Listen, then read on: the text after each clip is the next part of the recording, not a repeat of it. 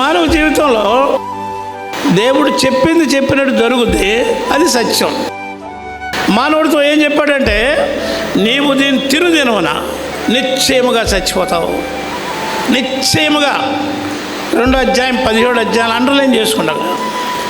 నిశ్చయముగా అంటే ఖచ్చితముగా, దానికి తిరుగులేదు, అది సత్యం.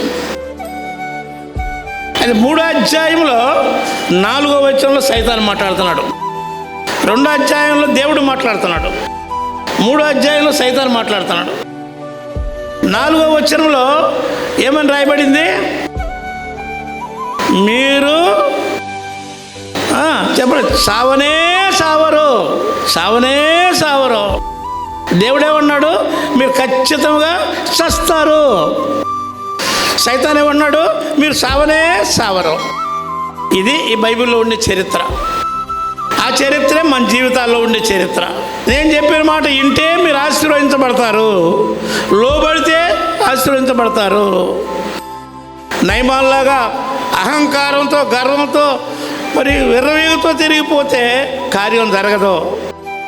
వినయంతో, విధేయతతో, భయంతో, భక్తితో వాక్యాన్ని అంగీకరించి వాక్యానికి లోబడి, ప్రభువా నా జీవితం నీ చిత్తానికి అప్పగిస్తున్నానంటే నీ జీవితంలో అద్భుతాలు జరుగుతాయి.